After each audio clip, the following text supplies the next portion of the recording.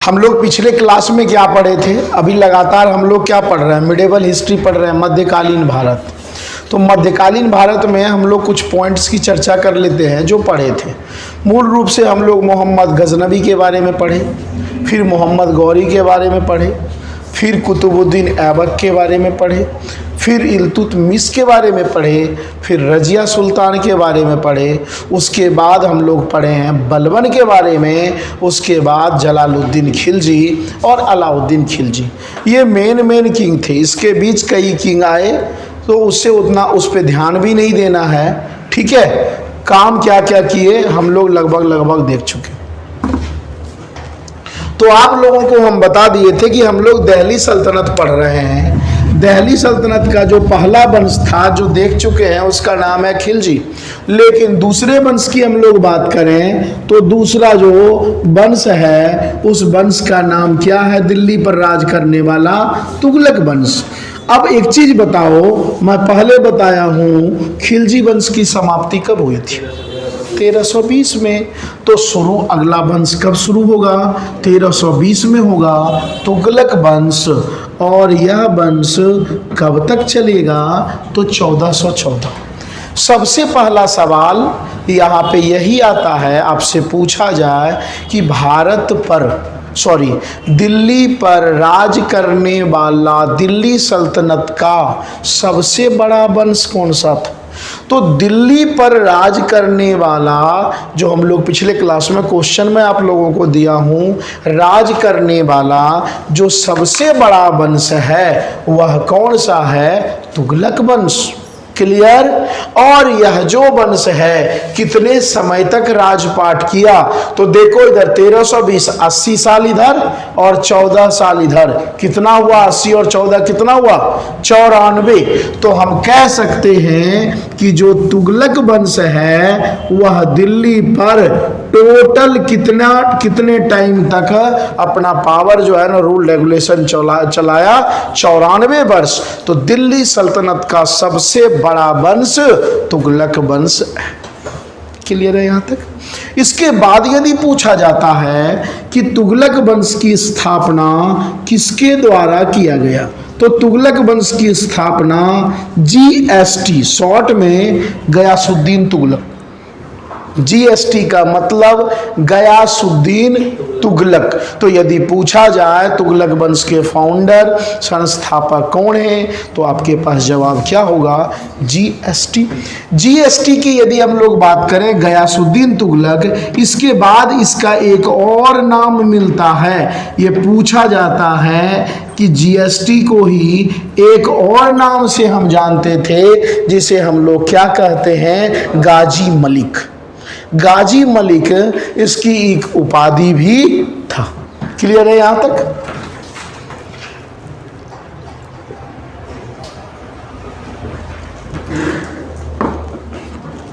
अब यहां से सवाल इसके बारे में मेन क्या पूछा जाएगा?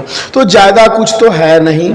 इसके बारे में सबसे पहला सवाल यही बनता है कि दिल्ली सल्तनत, DS का मतलब समझ में आ गया? दिल्ली सल्तनत का वह पहला किंग कौन था जिसने नहर का निर्माण करवाया? नहर समझते हैं ना, जो नदी से काट के जो पानी बहाए जाते हैं, ठीक है, कहीं ना कहीं। तो केनाल बनवाने वाला मुख्य रूप से यदि देखा जाए तो पहला शासक जो था वह कौन था? तो गयासुद्दीन तुगलक। कंडीशन 1, दिल्ली सल्तनत का वह कौन सा ऐसा शासक है जिसने सबसे ज्यादा नहर बनवाया है? देखो दो तरह के सवाल। दिल्ली सल्तनत का पहला शासक जिसने नहर बनवाया GST, लेकिन सबसे ज्यादा नहर बनवाने वाला जो शासक है इसी के कुनबे का है जिसका नाम क्या है? FST, फिरोज शाह। क्लियर है यहां तक? इसके बाद देखो बड़ा ही एक इंटरेस्टिंग कहानी इसके साथ होता है। अब GST भाई क्या बन गया? राजा। अब राजा बन गया तो भाई प्रजा इनकी बात तो मानेगा ही मानेगा। उस समय यदि देखा जाए तो मुख्य रूप से यहां एक आते हैं संत। इस संत का नाम होता है क्या बोलते हैं? निजामुद्दीन औलिया। निजामुद्दीन रेलवे स्टेशन दिल्ली में है। तो निजामुद्दीन औलिया, एक और क्या हो गया जीएसटी, दूसरे और कौन है भाई, निजामुद्दीन, निजामुद्दीन औलिया या उस समय के सबसे बड़े क्या होते हैं, सूफी संत होते हैं। अब ये जीएसटी कहता है भाई तुम मेरे दरबार में रहो, संत भाई संत कहता है मैं तो चलता फिरता हूं भाई, मैं किसी के अंडर नहीं रह सकता। तो दोनों में तू में हो जाता है, और तू में इतना ज्यादा बढ़ जाता है कि निजामुद्दीन औलिया इसको शराप दे देता है। किसको, राजा को। बोला, ये कहता है निजामुद्दीन औलिया को कहता है फारसी में, ध्यान रखिएगा, दिल्ली दूर अस्तो, मतलब तुम्हारे लिए दिल्ली का गद्दी कभी नसीब नहीं हो पाएगा। गांव वाले लोग अभी भी कहता है दिल्ली बहुत दूर है। तो ये जो दिल्ली बहुत दूर है ना, ये थॉट कब आया है, इस समय आया है। किसने दिया, तो जीएसटी को एक श्राप के रूप में निजामुद्दीन औलिया कहा तुम दिल्ली का गद्दी तुम्हें नसीब नहीं होगा, इसलिए बोल दिया दिल्ली दूरस्थ अस्तो या दिल्ली दूर अस्तो। क्लियर है यहां तक। अब भाई कहीं ना कहीं ये चीज सच भी साबित हो गया। जीएसटी का भतीजा जो होता है उसका जो नाम होता है उसका नाम क्या है, एमबीटी। एमबीटी यदि देखा जाए तो मोहम्मद बिन तुगलक। अब ये जो जीएसटी है ये लड़ाई करने के लिए, दंगे फसाद को कंट्रोल करने के लिए ये कहाँ जाता है भाई, तो आज का बंगाल, वेस्ट बंगाल, बांग्लादेश, लड़ाई ये जीत जाता है। अब जीत के आ रहा है तो इसका भतीजा, हम अलाउद्दीन खिलजी के मैटर में बताए थे, बुलाया था अपने चाचा को, आओ गिफ्ट देंगे, गिफ्ट दे दिया, बढ़िया वाला दे दिया ना। तो वैसे ही एमबीटी खुश होकर के बंगाल और बिहार के बॉर्डर पे, अब चाचा आ रहा है भाई लड़के, चाचा का स्वागत किया जाए, तो चाचा के लिए एक लकड़ी का महल बनवा दिया। भाई आराम करेगा, राजा महाराजा था, 2 मिनट में बन जाएगा भाई। अब ये लकड़ी का महल, जब बेचारा वो विश्राम करने गया, लकड़ी का महल गया गिर। अब लकड़ी का जब महल गिर गया तो कौन मरेगा, जीएसटी। अब देखो निजामुद्दीन, कुछ लोग कहते हैं निजामुद्दीन औलिया का शराब काम कर गया। मरना था तो मोहम्मद बिन तुगलक भी मरता। मोहम्मद बिन तुगलक के सेनापति एक भी नहीं मरा, उसके जितने सेनापति मेन थे। और जीएसटी इसी में क्या हो गया, ये महल गिर गया। और जब महल गिर गया तो जीएसटी की क्या हो गई, मृत्यु हो गई। तो कुछ लोग कहते हैं एमबीटी के या प्री प्लान था, यह भी सत्य है। कुछ लोग कहते हैं ना भाई, निजामुद्दीन औलिया का मैटर क्या कर गया, काम कर गया। जिस प्रकार आप लोगों को हम पढ़ाए थे कि खिलजी वंश का पहला शासक कौन है, तो जलालुद्दीन खिलजी। जलालुद्दीन खिलजी टोटल कितने टाइम तक जीवित रहा था, 5 साल 6 साल। वैसे ही इसकी भी बेचारे की ऐसी स्थिति है। जीएसटी 1320 में बनता है और इसका मामला फिट कब हो गया, 1325 में। तो यह भी तो सवाल दे सकता है कि शासक की मृत्यु लकड़ी के महल गिरने के कारण हो गया, है ना, लकड़ी। तो जीएसटी, और यह बनवाया किसने था, तो इसका भतीजा मोहम्मद बिन तुगलक। क्लियर है। अब एक चीज बताओ, जब चाचा की जब मृत्यु हो गया तब कौन बनेगा भाई राजा, एमबीटी। तो अगला राजा कौन आ गया, एमबीटी, फुल फॉर्म क्लियर है, मोहम्मद बिन तुगलक। अब जब चाचा इसका किस वर्ष मरता है, 25 में, और यह कब तक रहेगा राजा बना हुआ, 51 तक। क्लियर है। हम मोहम्मद बिन तुगलक की यदि हम लोग बात करें तो मोहम्मद बिन तुगलक से यह भी सवाल आता है कि जूना खां, अरे जूना ने होता रगड़ने वाला, उससे रखो याद, कि किसका नाम, बचपन का नाम जूना खां था। तो जूना खां किसका नाम है, मोहम्मद बिन तुगलक। कंडीशन 1, पूरे मिडेवल हिस्ट्री में, पूरे मध्यकालीन भारत में, ध्यान से क्वेश्चन सुनते जाओ, सबसे ज्यादा पढ़ा लिखा शासक यही है और सबसे कम पढ़ा लिखा अकबर। ध्यान रखना, सबसे ज्यादा पढ़ा लिखा मोहम्मद बिन तुगलक और सबसे कम पढ़ा लिखा अकबर, फिर भी इसको पागल शासक कहा गया। घना पढ़ लिया, दिमाग ज्यादा चला दिया, तो कहा जाता है समय के अनुकूल हो चलना चाहिए। अब ज्यादा पढ़ लिया तो समय से पहले ही ये सब काम करना चाहता था। कभी आज तक कोई भी व्यक्ति ना तो समय के बाद काम कर सकता है ना तो समय से पहले, ठीक है। तो समय से पहले ये सब काम करना चाहता था, और समय से पहले भाई काम करेगा तो सिंपल सी बात है, इसके हाथों असफलता ही लगेगी, सफलता कभी नहीं लगेगी। इसलिए यदि देखा जाए तो इसे जो है ना सनकी शासक, मूर्ख शासक, या यूं को बेबड़ा शासक कह सकते हो, कोई दिक्कत इसमें नहीं। रक्त पिपासु, इतना काम किया, जनता दुखी हो गया। क्यों? शुरुआत में तो अच्छा होता था, रिजल्ट क्या आया? जीरो। तो ऐसे कई रक्त पिपासु हो, मूर्ख शासक हो, ज्यादा पढ़ा लिखा हो, सनकी शासक हो, सब इसी के नाम के आसपास लगता है। क्लियर है? यहां पे यदि देखा जाए तो एक क्वेश्चन पूछा जाता है, एक इतिहासकार होता है जिसका नाम होता है एलिफिंस्टन। एलिफिंस्टन इसे मेंटल किंग कहता है।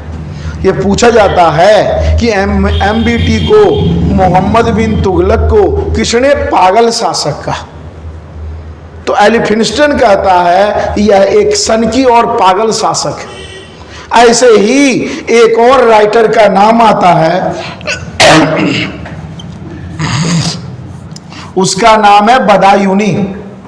जब मोहम्मद बिन तुगलक की मृत्यु होती है ना 1351 में, तो बदायूनी कहता है आखिर बला टली, और बदायूनी कहता है इसके मरने के बाद राजा को प्रजा से और प्रजा को राजा से मुक्ति मिल गई। मतलब ऐसा हो गया था कि प्रजा राजा को देखना नहीं चाह रहा है। समझ में आ रहा है? राजा प्रजा को नहीं देखना चाह रहा। अब क्यों नहीं देखना चाहेगा भाई? अच्छा काम नहीं किया होगा, दुखी हो गया जनता। तो दोनों तरफ से ये समस्याएं उत्पन्न थी। अब इस केस में यदि देखा जाए तो ये स्टेटमेंट आ जाएगा, किसके बारे में यह कहा जाता है कि राजा को प्रजा से, प्रजा को राजा से, अंततः किसकी मृत्यु के बाद मुक्ति मिल गया? तो मोहम्मद बिन तुगलक की मृत्यु के बाद। और यह थॉट किसने कहा? तो बदायूनी ने कहा। क्लियर है यहां तक? इसके बाद यदि देखा जाए तो बेचारा कुछ ना कुछ तो करेगा।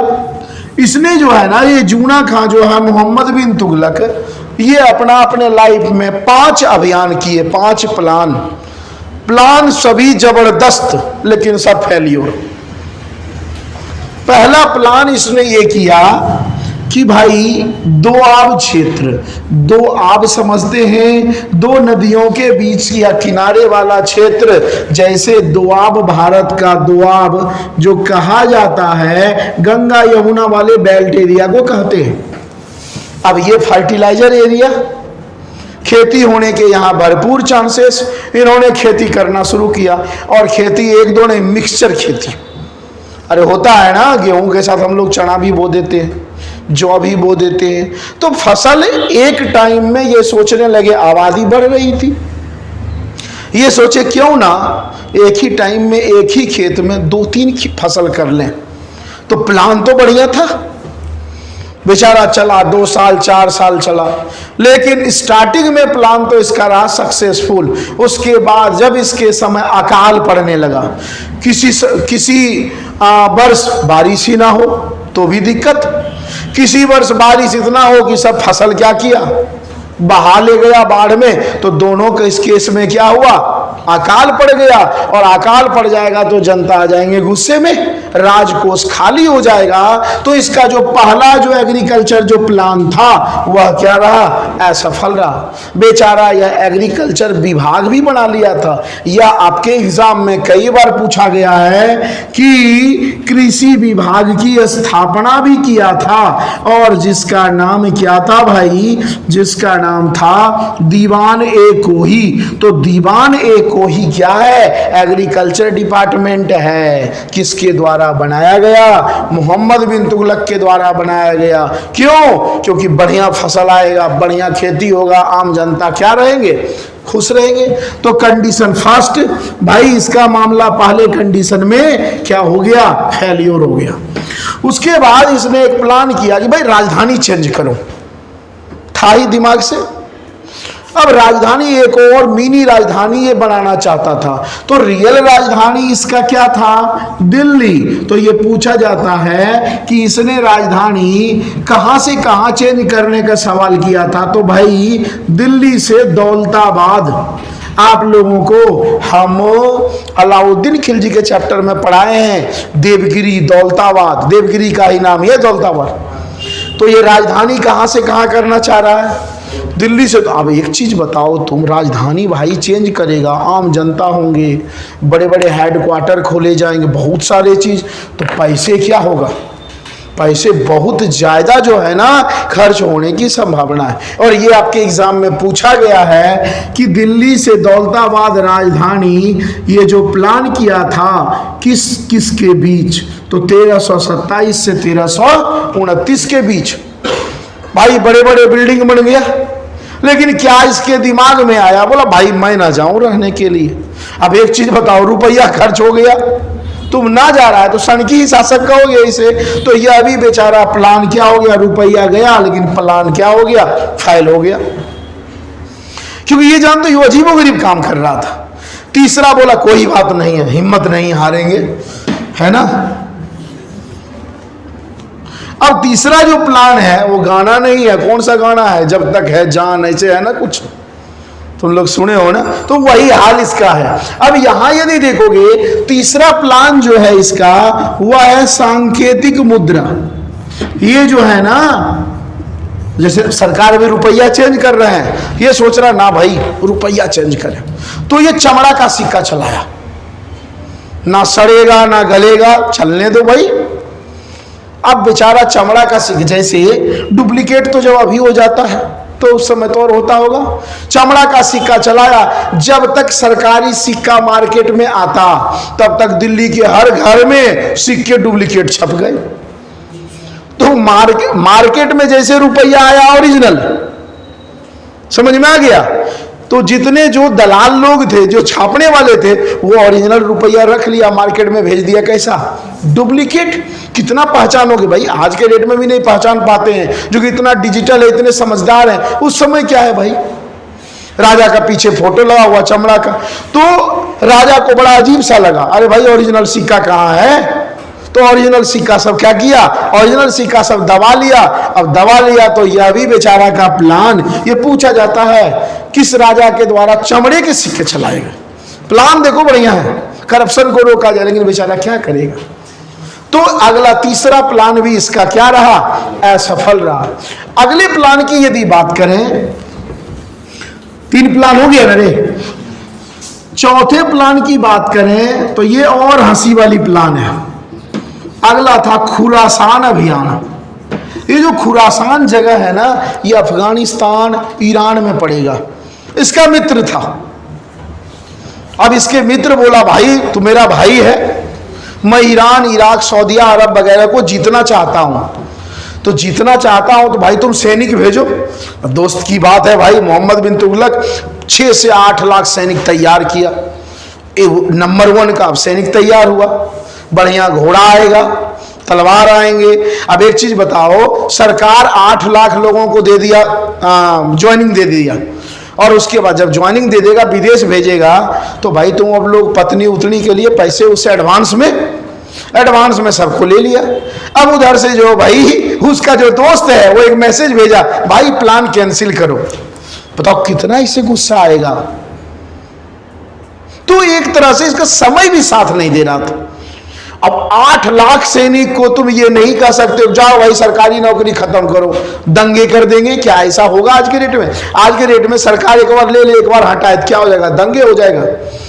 अब सभी सैनिक खड़े हैं इसके छाती के पास कि भाई मुझे तो ज्वाइनिंग दो, अब मैं काम करूंगा। अब बेचारा दिमाग ये फंस गया कि हर साल इतने खर्चे और 1 लाख के भाई सैलरी, जब सैनिक एक क्लास के होंगे तो सैलरी भी क्या होगा, एक क्लास का।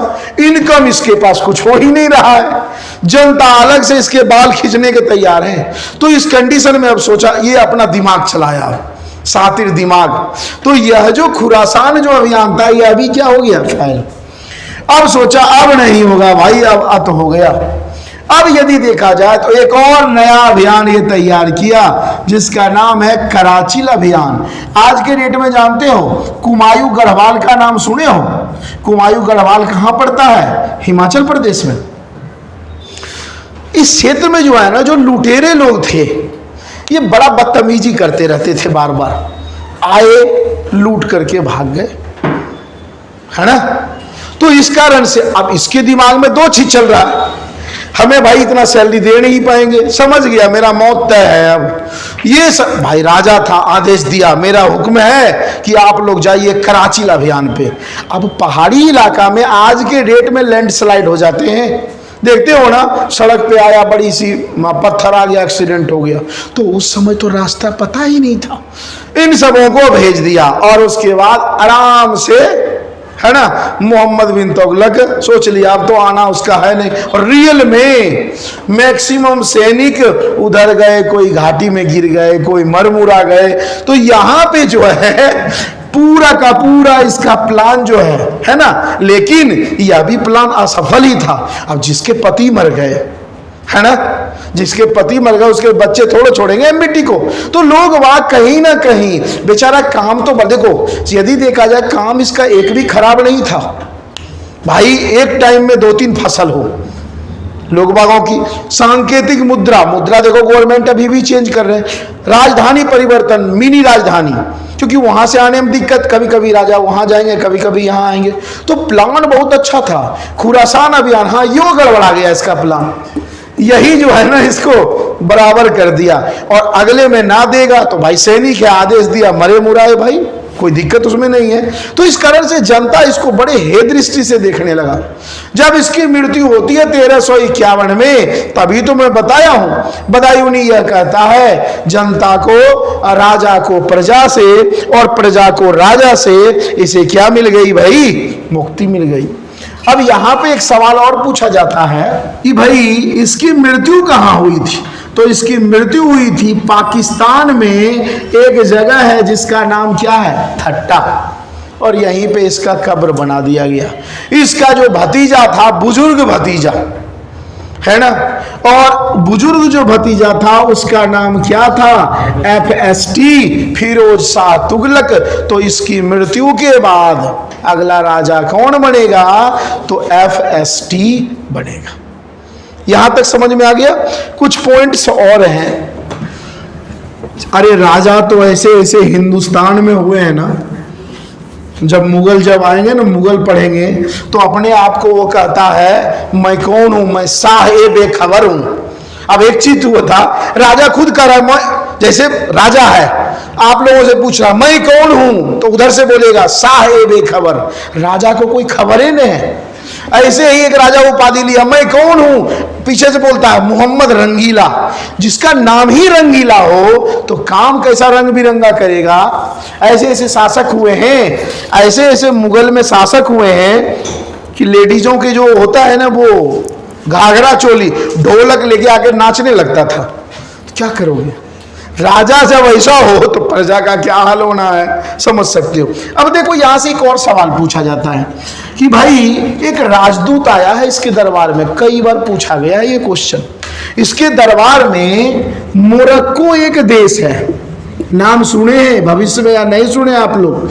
मोरक्को एक अफ्रीका कॉन्टिनेंट का, अफ्रीका महाद्वीप का एक देश है और इसकी राजधानी जो है रबात है। यहाँ का एक यात्री था जिसका नाम है इब्न बतूता। आप लोग सुने होंगे, गाना आया था इब्न बतूता बगल में जूता, केस हो गया था इस गाना पे, जूता करे चर्र चर्र ऐसे था गाना कुछ। तो इसके जो इब्न बतूता के परपोती छरपोती जो भी वहां रहती होगी, इंडिया में गाना जो चला था, केस हो गया था कि भाई मेरे दादाजी का इंसल्ट हो रहा है। रियल में फिर बैन लगाया गया इस गाना पे। तो इब्न बतूता कहाँ का रहने वाला, मोरक्को का और मोरक्को की राजधानी क्या है, रबात। यह जो है किसके दरबार में आ रहा है, तो एमबीटी के दरबार में यह आता है। और कब आता है, तो 1333 ईस्वी में ये पूछा जाता है। और ध्यान रखिएगा इसे एक उपाधि भी देता है, कौन, इसको जो एमबीटी है मोरक्को का जो इब्न बतूता है इसको उपाधि देता है, दिल्ली का काजी भी बनाता। काजी क्या होता, उलेमा, मस्जिद का हेड इसे हम लोग कहते हैं। इसके बाद यह मुख्य रूप से देखा जाए तो यह 10 साल इसके दरबार में रहता है। 10 साल रहेगा भाई, बहुत बड़ी बात है। तो 1333 से लेके 1343 तक इसके दरबार में रहता। फिर ये खुश हो जाता है, कौन, मोहम्मद बिन तुगलक। और मोहम्मद बिन तुगलक इसे बनाता है राजदूत। और राजदूत बना करके ये भाई कहाँ, ये पूछा जाता है कि इब्न बतूता को मोहम्मद बिन तुगलक ने कहाँ का राजदूत बनाया, तो चीन का। उसके बाद 3 साल के बाद फिर ये वापस आ जाता है। और उसके बाद जब ये अपना घर चला जाता है, कहाँ, मोरक्को, तो एक बुक लिखता है, ये याद जरूर रखना, रेहला या रेहल्ला, ऐसे भी होता है, रेहेला, तो ये एक ही बुक है। तो यदि पूछा जाए कि रेहल्ला या रेहला के राइटर कौन है, तो आप क्या कहेंगे, इब्न बतूता। बस इतना ही मुख्य रूप से है और इतना ही आज हम लोग देखेंगे। इसके बाद नेक्स्ट क्लास में हम लोग एफएसटी पढ़ लेंगे। जब फिरोज शाह तुगलक पढ़ लेंगे तो बाकी तुगलक में और कोई खास जान नहीं है, तो एक चैप्टर में ख़त्म कर देंगे हम लोग एफएसटी। सैयद वंश 5 मिनट का लेक्चर है। उसके बाद डायरेक्ट आ जाएंगे लोधी वंश, और लोधी वंश जैसे शुरू होगा तो 1526 में स्टॉप कर देंगे, पानीपत की पहली लड़ाई। और फिर वहाँ से क्या शुरू हो जाएगा, मुगल एम्पायर। ठीक है, इतना तक समझ में आ गया, चलो ठीक है।